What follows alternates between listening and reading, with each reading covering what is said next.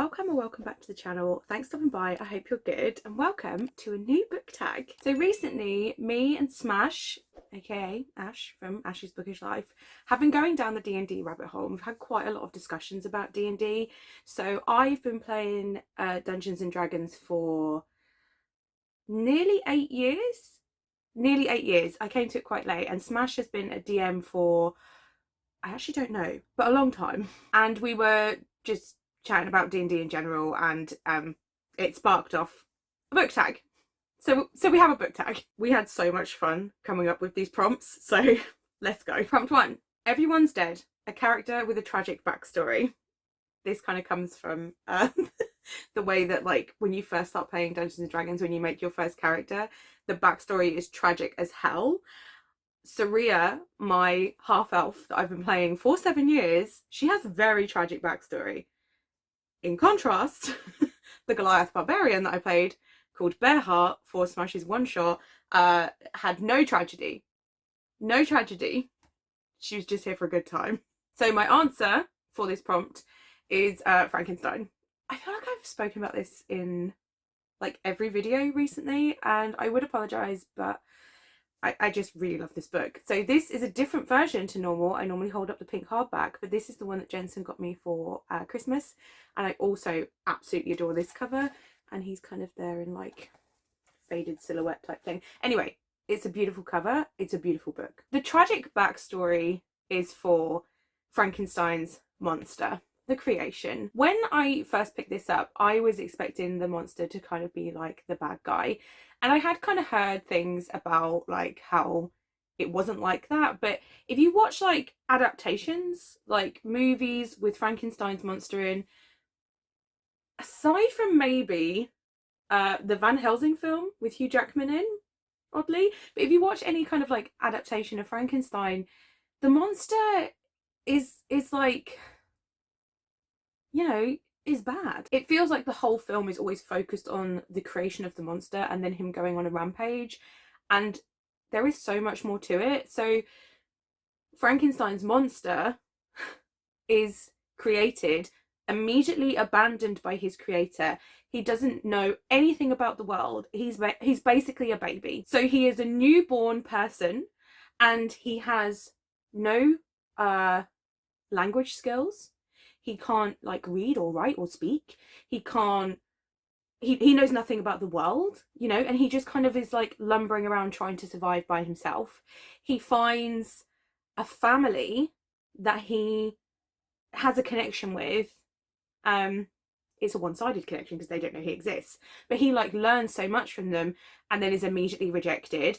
He is accused of being a monster everywhere he turns until he gets to the point where, you know, he's like, fine, you know, who says make me your villain? Fine, make me your villain. That's from a book, right? Oh, of course. Shadow and Bone, of course. I had to look that up. So he ends up kind of just thinking like, okay, well, if everyone's going to treat me like a monster, I guess I'll just be a monster, you know? It's really a tragic story that he has because it's not his fault. He did not ask to be created.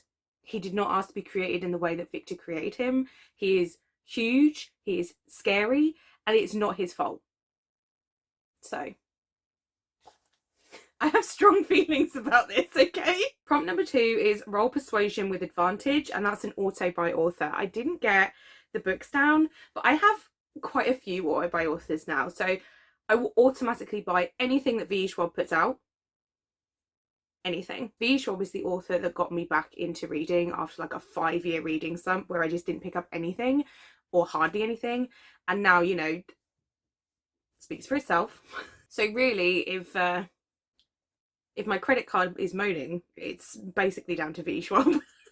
It's their fault. I will also always buy anything that Grady Hendrix puts out, and I am very well aware that he's not an author that works for everyone, but there is something about the way that Grady Hendrix writes, the stories that he creates, that really speak to me and really appeal to me. I really love the fact, and I know I say this every time I talk about Grady Hendrix, but there are so many layers in his books, and I like to kind of like see the discussions within the book, and kind of pick up on them by myself. I would say TJ Klune is also an autobuy author. I just think that the way that he writes is... I just always fall in love with TJ Klune characters, always. I don't think I've ever read a TJ Klune book that I didn't just fall in love with everyone and everything. And F.T. Lukens is also an autobuy author because they create stories where I feel so comforted, and it's kind of like soft but with stakes and romance and action, and I just love it. And this is a lot of authors, but I would say if I like my third Alex North book as much as the other two, he will also become an autobuy author because perfection. Prompt 3 is Me and the Boys Gonna Mess You Up, an ensemble cast you love. This is from that song I saw on TikTok. Me and the boys gonna mess you up. I wrote a one. Fuck. An ensemble cast I love. It's obviously going to be the Foxes. I mean, there are so many ensemble casts that I could have picked. I mean, you know, Attack on Titan. In fact, yeah, let's make this a two-parter. Can I get one down without ruining everything? Sure. So first is the Foxes from the All for the Game series. I absolutely love this book. Don't get me wrong, I love the plot as well, even though it's dramatic AF. But the characters, the ensemble cast, the way that I love every single person in this series, even the people that I hate because they're just like really great characters.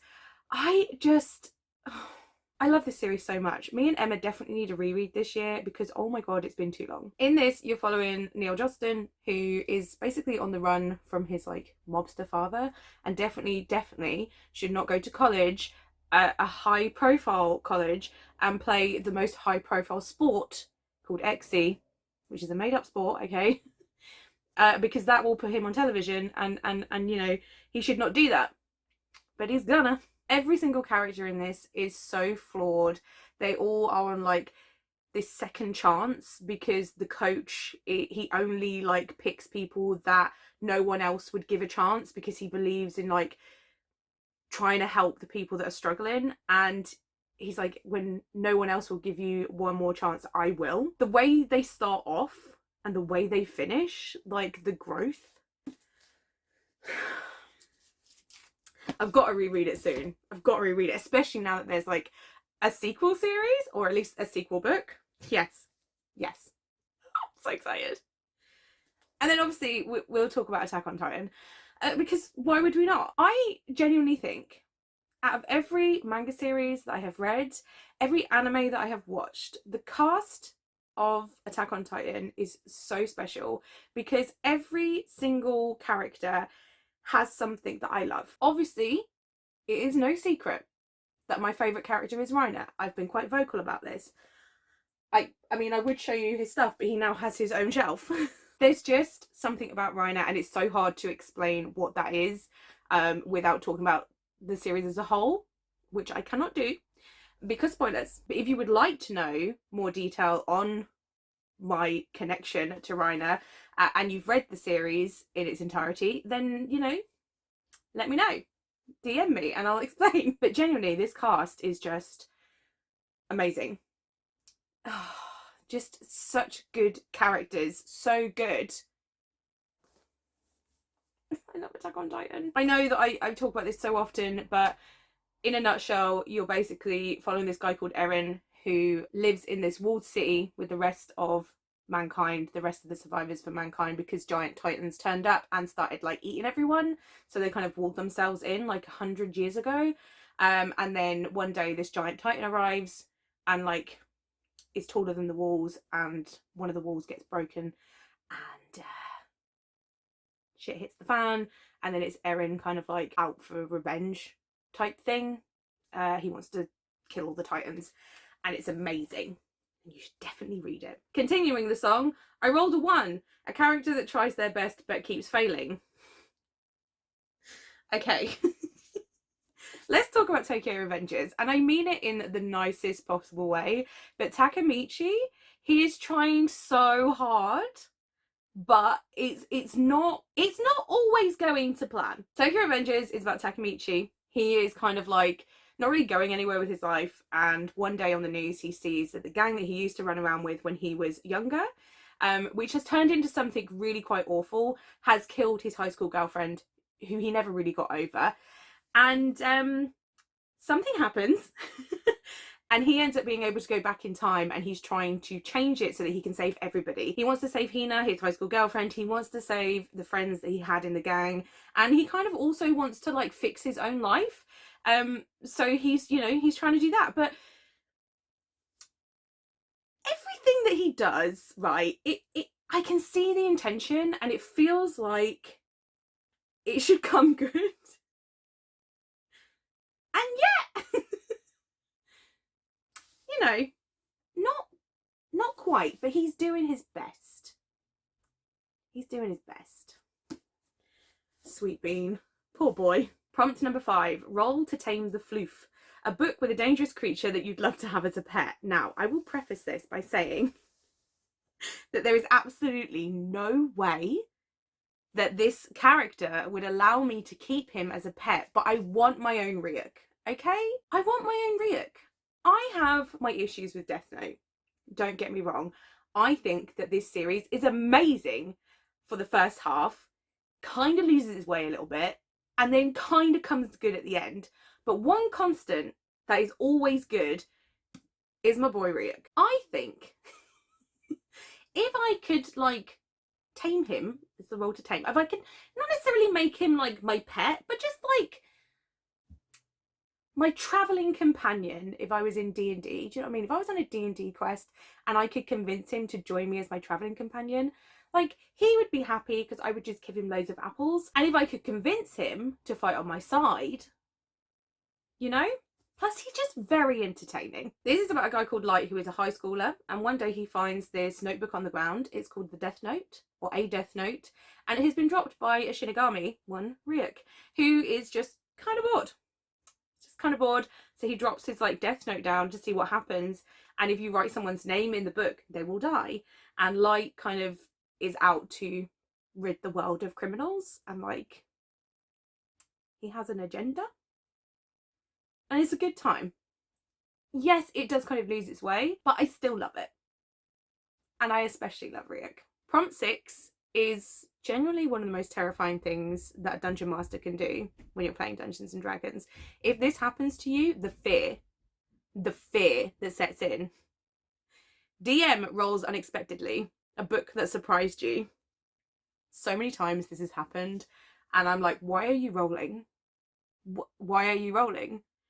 And Rob, my DM's always like, don't worry about it. I'm like, no, I'll worry about it. I'll worry. Anyway, a book that surprised me was We Sold Our Souls by Grady Hendrix. I know what you're thinking. Gemma, you literally just said he's an autobuy author. You love everything that Grady Hendrix puts out. I didn't always know that. Okay? So when I first started getting into Grady Hendrix, I started off with Southern Book Club's Guide to Slaying Vampires, and absolutely loved that book so much. Loved the discussions in it. The audiobook was great. Was like, I'm going to start collecting these books. I think I then read My Best Friend's Exorcism, which was the other kind of like super popular one. Or did I read Horror Store first? It was either Horror Store or My Best Friend's Exorcism, but I was super pumped for My Best Friend's Exorcism. I'd heard good things, and the cover is amazing. I was pumped for Horror Store because I really liked the kind of concept around it, and I was just, the design of that book is crazy. And I think that was all of like the major titles, because I didn't really know much about Satan Loves You or We Sold Our Souls. They were kind of like the ones that people talk less about. While I love everything that Grady Hendrix has written, I was so surprised that this ended up being my favourite, and I think that holds up. I would still say this is my favourite Grady Hendrix book. Even though I have loved everything, there was something so special about this one. So this is about a woman called Chris, and she used to be part of a heavy metal band called Dirtwork, and something weird happened in the past. Something weird happened, and she is now kind of like working as a receptionist in a Best Western, which is not really where she thought she'd be, because Dirtwork was about to be big. Like, they were going to be famous. And she's kind of like stuck in this rut, and she doesn't understand it. But one member of Dirtwork went on to have like an amazing career and is like super famous. And he's doing like a farewell tour, and she sees it being advertised, and she was like, how did this happen? Like, how has he ended up with everything that we planned on, and the rest of us in the band have nothing? And it's kind of her going on a journey to figure out what exactly happened that night, because they were supposed to sign a contract and somehow he's the only one that ended up doing anything with his life. It gets wild. This book is about women in the music industry, how women are treated in general by society, the kind of power of social media and how it can kind of portray things that are not necessarily the truth.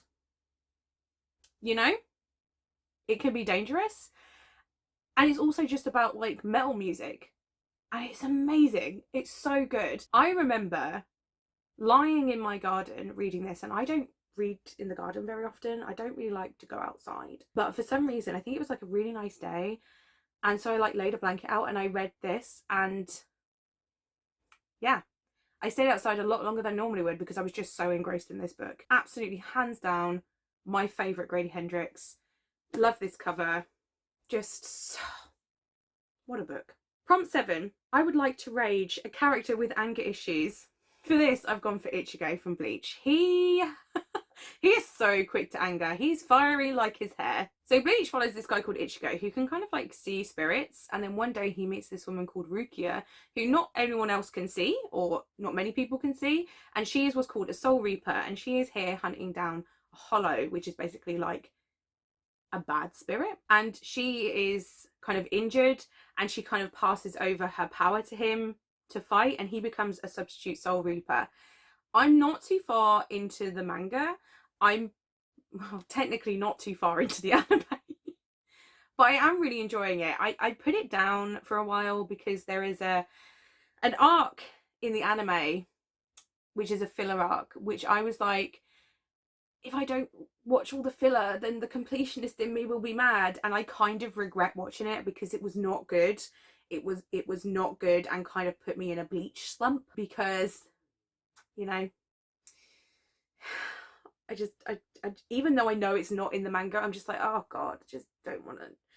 I don't know. But yeah, I will continue it. I will continue it. Ichigo is so funny to me because even though he's so new to everything that is going on, he is so quick to just like get really annoyed about stuff and like shout people down, people that he should really not be. So like, even though he is basically like a newbie, when he meets some big soul reapers that he should probably be like very wary of, he just gets mad at them and shouts at them, and it's just hilarious to me. He's just like, yeah, put them in their place. You tell them. I do love Ichigo, and I was really enjoying Bleach, so I will get back to it, but yeah, boy has some anger issues. 8. Hip Thrust for Seduction, a spicy book. That prompt makes me laugh. So this could be considered a spoiler for my wrap up, although technically it was in my vlog. So if you've seen my Roadhouse of Reads vlog, you know that I love this book. But I read Love Theoretically recently by Ali Hazelwood, and listen, I know that like there are spicier books, okay, but I don't read those. Okay, I got like so flustered reading this because I was listening to the audiobook at work, and I was literally messaging Becca from the Becca Fowl, who is obviously the person that got me into Ali Hazelwood, because she's the reason most people pick up Ali Hazelwood. I was messaging her like saying I want to hide my face. Like if I could fit my hood over my headphones, I would, because I feel like everybody knows what I'm listening to, even though it wasn't necessarily like super long scenes. Like I was flustered. The smutty bits in this, they were very good. This is about a woman called Elsie who's always dreamed of being a physicist. Like that's been her goal since she was a little girl, and she's kind of been struggling to get into the industry. She's stuck in this like adjunct professor role, which she hates because it's not what she wants to do. And to kind of make money on the side, she offers a fake dating service. Like there's an app and you can be someone's like fake date for like weddings or, you know, parties or dinners or whatever. And she has this client who's kind of like her favorite client, because she normally is like a one-time thing, but she's done it quite often for him. Like she goes to like family dinners and stuff, but the only person that ever kind of doesn't treat her the same as everyone else, kind of like seems to have something against her, is his brother Jack. And then she gets this job interview at MIT, and it turns out that Jack is like a big deal in the physics department there, and is now kind of like possibly standing in between her and her dream job. But obviously, you know, yes, things happen. I have enjoyed every Alley Hazelwood that I've read, but this one is definitely my favourite. There's something about this pairing, there's something about the story. It felt very real to me, because I said this in my vlog, but a lot of the time with romance, the conflict can feel very like forced and fake, and just like, if you just talk to each other, this could be resolved. But this felt very organic, it felt very real, because I could totally get why both sides would be doing what they were doing and feel the way that they felt. Does that make sense? They each had very real reasons for being hurt, but also it felt like something they could come back from, and it was just a good time. I really enjoyed this, and it was spicy in places. Enough spice for me. Prompt number 9 is probably the greatest sentence to ever hear when you're playing Dungeons and Dragons, especially if you've been in conflict for a while. This happened recently where we had been in conflict for most of the session, and I was dying. In fact, I was dead. I was resurrected. It's fine. She's still alive. But my character died, right? And we were like, fuck, if everybody dies, that's it. Like, you don't want a total party kill. That's not what we're after. So when Rob said these words, thank God. So the prompt is, how do you want to do this? Which basically means, how do you finish off the bad guy? The bad guy is now dead, and you can, if you wish, explain how you kill them. Such a good feeling. How do you want to do this? A book with a satisfying ending. And I had to really think about this, because this is such a subjective thing, because what I think is a satisfying ending, a lot of people will not think that. Do you know what I mean? Like, I don't mind if books just randomly finish, depending on the book. Sometimes it doesn't work, but that can still be a really satisfying ending for me. But I genuinely feel like this book that I'm about to hold up is just so satisfying. And I could have held up any book by this author, but I've gone for Spellbound by F.T. Lukens. Going into an F.T. Lukens book is kind of like going into a romance, because you kind of know you're getting like a happy ending out of it. But this one, there was so much that happened throughout this book, okay? So much. I would say that out of the 3 books that I've read by F.T. Lukens so far, this had the highest stakes. I say that because I always describe it as kind of fairly low stake book, because yeah, it is, but there was some moments in this. There were some moments. So this book follows Rook and Sun, who are like magical apprentices, but Rook doesn't have any magic, so technically he's not supposed to know anything about like the magical world. His grandmother did have magical abilities, but when she died, they completely shunned him from the community. And so he's been trying to find a way back into it, because he feels like totally abandoned and alone. And he finds someone that will take him on as a magical apprentice. And then he starts crossing paths with Sun, and they're like really, you know, quite grumpy, which Rook just kind of loves. And Sun's not really sure how to take Rook. And then they kind of like bond. And then things go wrong, because both of their mentors get taken by the consortium, which are kind of like the rulers of the magical world.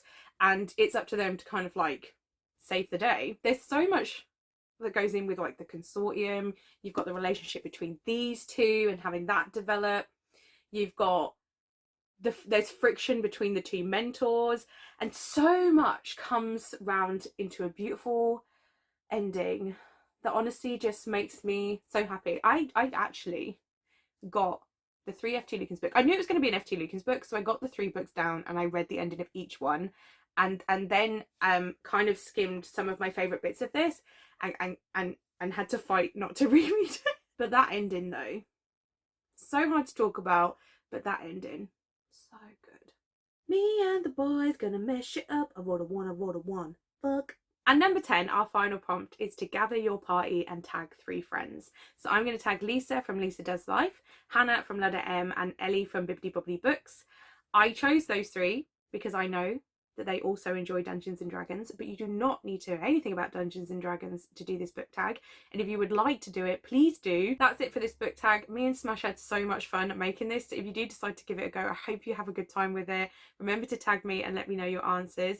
In the comments below, let me know a book that really surprised you, or if you just want me to know your hair, that purple heart is always appreciated. Thank you guys so much for watching. If you're not already subscribed and you'd like to see more content from me, remember to hit that button, leave a like if you want to, and I'll see you in the next one. Bye!